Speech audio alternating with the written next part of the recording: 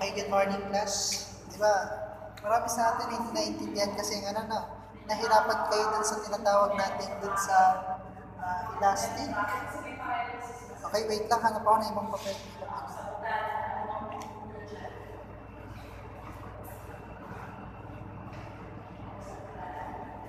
Okay, di ba, nahirapan kasi kayo dun sa tinatawag natin yung elastic, di ba? Elastic, ano nga ba itong inelastic? Okay, may mga perfectly or ganap na elastic, di ba? Nahirapan kayo, hindi nyo na-gets kung ano ibig sabihin nun. Okay, di-discuss ko ulit. Mag-aaralan natin ulit kung ano nga ba itong mga to. Okay. Ngayon, huwag na kayong magtaka kasi madali lang naman to. Huwag nyo isipin na mahirap itong elastic na elasticidad ng demand.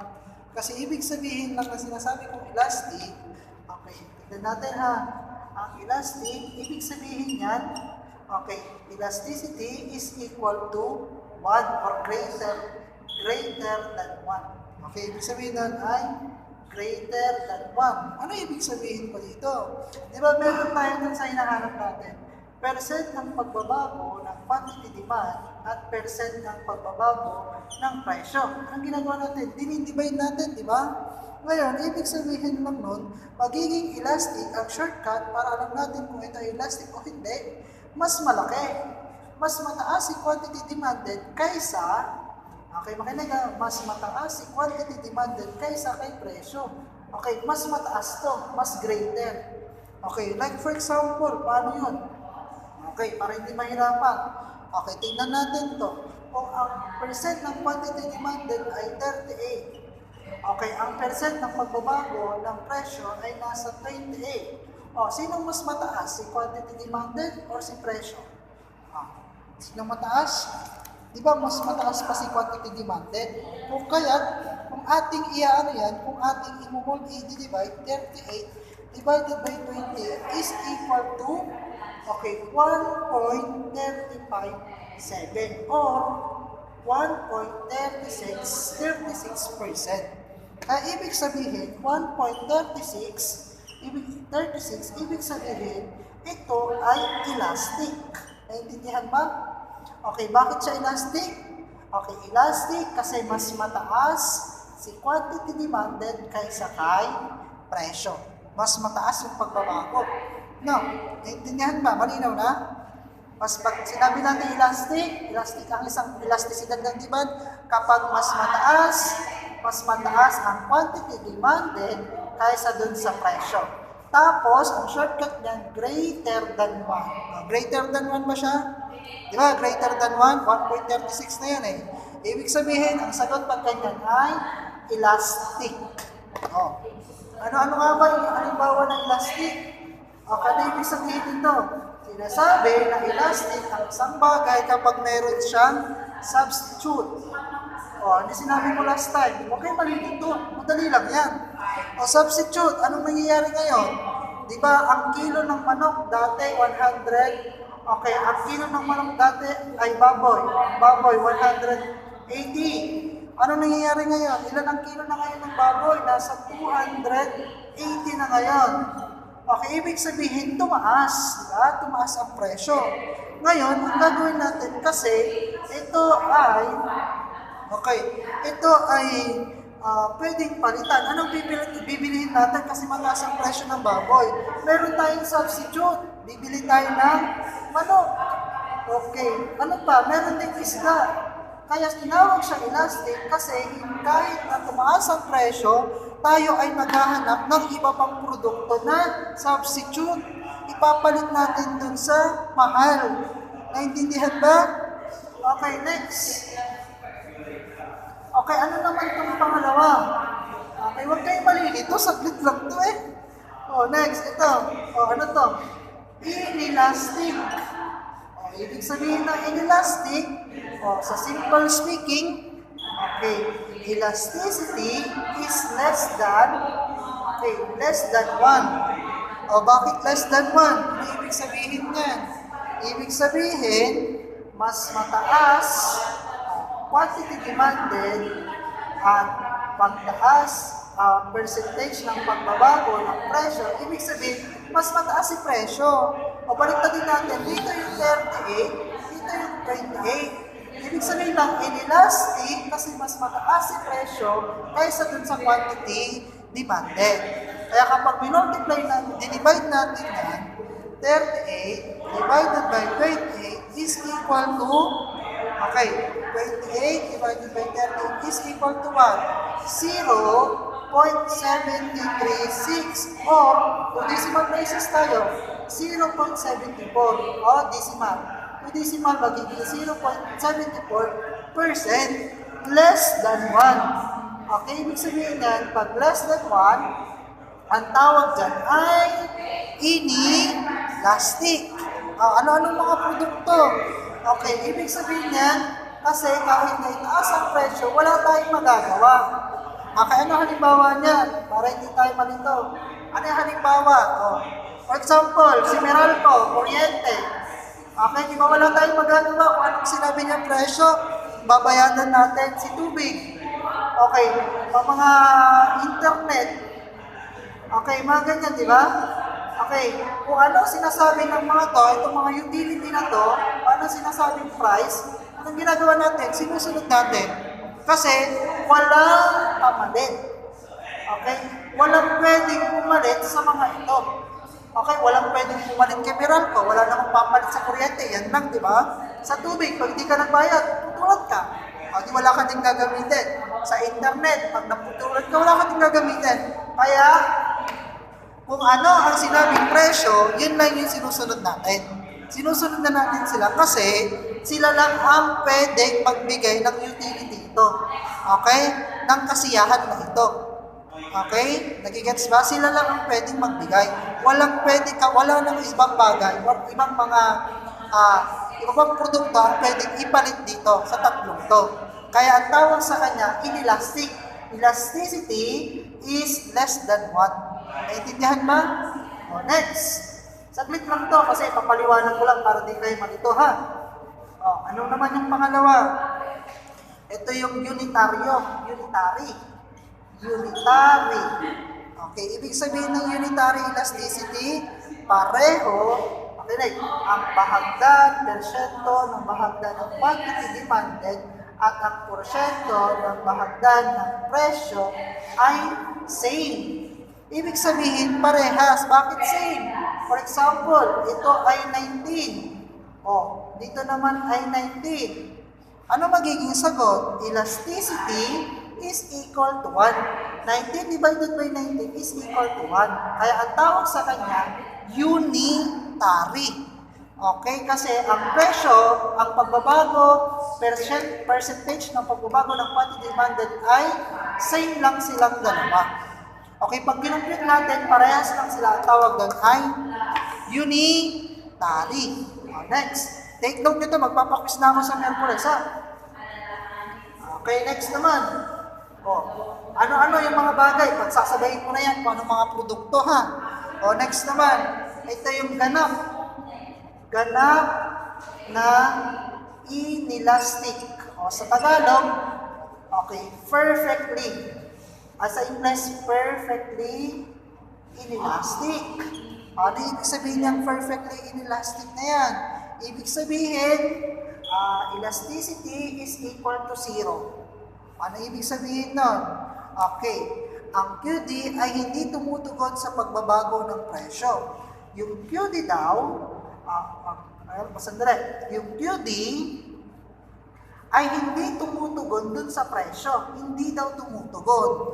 Halimbawa nito, okay, ang produkto ay ano ibig sabihin nun? Ang produkto ay napakahalaga na kahit ang presyo ay kahit na bago ang presyo ay bibilihin pa rin nila kung nang ganun karami. Okay? Basta ang lumabas dyan ay 0. Hanap tayo. Percentage ng pagbabago ng quantity demanded at percentage ng pagbabago ng presyo. Like for example, anong magandang dito? Ang magiging sagot ay 0. Anong magiging pwede natin i-divide? Anong pwede i-divide dyan? 19 divided by 0? 19 divided by... isip kayo ng sagot na magiging 0 ang sagot. Isip kayo ng ano. Anong pwede natin i-divide na magiging 0 ang sagot? Anong pwedeng pag-divide natin magiging 0 ang sagot? Ano yan? Anong pwedeng mga numbers na pag-divide natin ang magiging sagot ay 0? 0 divided by 1 ba? 0 divided by 1? Oh, very good. Ibig sabihin, kapag nag-0 tayo dito, kahit na ilan yung presyo natin, 18, 19, 21, kapag dinivide natin, ang sagot pa rin ay 0, ang tawag doon ay perfectly inelastic. Nagkakaintindihan ba tayo? Kapag naging 0 itong quantity demanded natin, kahit na anong taas itong presyo, ibig sabihin pa rin, 0 yun. 0 pa rin ang sagot. Ang magiging sagot, pag 0 pa rin to, 0 ang sagot, okay, 0 divided by 18, 0 ang sagot, ang tawag sa kanya ay perfectly inelastic. Next. Next naman.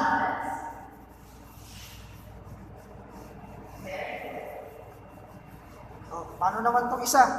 Yung tinatawag nating perfectly elastic. Okay, perfectly elastic. Ano naman to? Ganap. Sa Tagalog, ganap na elastic. Ibig sabihin nito, si elasticity is equal to infinite. Ano ibig sabihin ng infinite? Walang katapusan. Okay? Walang katapusan siya. Halimbawa nito, walang katapusan or undefined. Undefined. Hindi mahanap ang sagot. Ano ibig sabihin niyan? Makinig. Okay. Pagbabago sa P, kapag si persyento ng pagbabago sa P ay nagdudulot ng infinite. Okay, infinite siya. Like for example nga, halimbawa, or sa madaling salita, undefined or walang sagot. Okay, walang sagot. Like for example, porsyento ng pagbabago ng quantity demanded divided by porsyento ng pagbabago ng presyo. Halimbawa niya, okay, 0 si presyo. O ngayon, si quantity demanded ay 19. Anong mangyayari? Okay, 19 divided by 0 is equal to math error or undefined. Okay, hindi natin alam ang sagot. Kaya ang tawag dyan, undefined. Kapag undefined, ang isang produkto, hindi mo matukoy kung ano elasticity niya, ang tawag sa kanya ay ganap na elastic. Halimbawa, ano nga ba yung mga halimbawa niyan? Kapag elasticity is infinite, walang sagot doon, ha? Ang tawag sa kanya, perfectly inelastic. Ngayon, ang hahanapin natin, ano nga ba ito? Ano nga ba yung mga produkto ito? Okay, wag na kayong magtaka kasi wala namang pinagkaiba. Ang perfectly, okay, walang pinagkaiba ang perfectly elastic at inelastic. Anong pinagkaiba niyan? At yung unitary. Okay, bakit? Kasi kung ano sabihin presyo, yun pa rin ang dami ng demand nito. Bakit? Ano nga ba itong mga to? Ano nga ba yung mga yan? Ibig sabihin yan, importante yan para sa tinatawag natin panagip or pangsagip ng, okay, pangsagip ng buhay. Okay, pangsagip ng buhay. O anong halimbawa ng mga produkto ito? Okay, ito ay mga produkto o serbisyo tulad ng insulin. Diba? Kapag hindi nag-insulin, anong mangyayari? Mga diabetes, mga diabetic, anong mangyayari? Mamamatay sila, kaya kailangan nilang bumili ng insulin.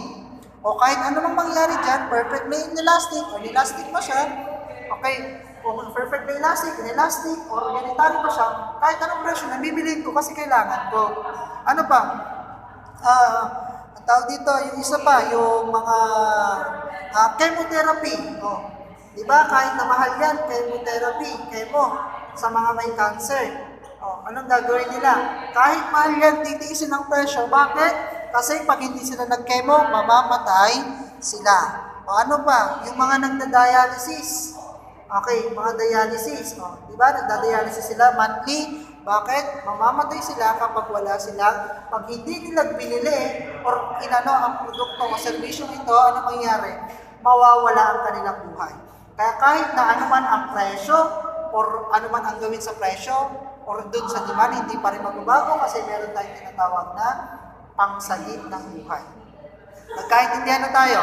Kaya huwag na kayo ma-stress kasi madali lang naman ang ibig sabihin ng elastisidad ng demand. Magkakaintindihan naman tayo. Ulitin ko lang ha. Okay.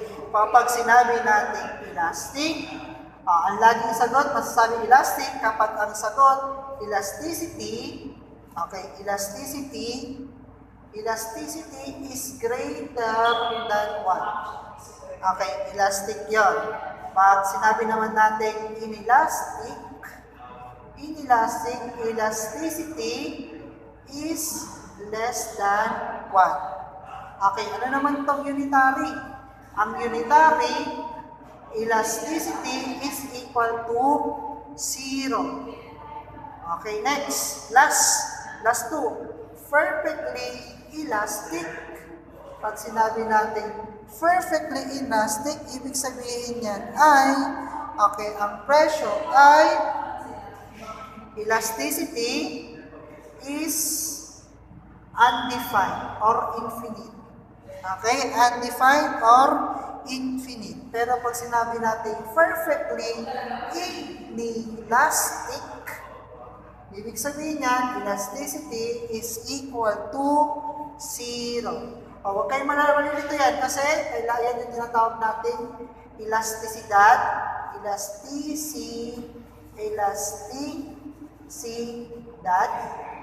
ng demand. Okay, malinaw na ba? Naintindihan na ba? Okay, ano ibig sabihin nito? Elasticidad ng demand. Alam niyo na kung ano kumuha ng elastic? Inelastic, unitary, ito. Itong tatlong to, okay, ang kung ano ang sabihin, sinusunod lang natin kasi ang nakalagay dyan, ang nakapusta dyan ay tinatawag nating buhay. Kapag hindi mo sinunod, anong sasabihin mo? Maaari kang mamatay. Pero kapag ito naman si elastic, ito yung mga Meralco, mga tubig, na kahit anong sabihin presyo, sinusunod at binabayadan pa rin natin kasi walang pamalit. Pero pag sinabi natin elastic, o mga karne, yung mga pagkain na binibili natin, na meron mga pamalit.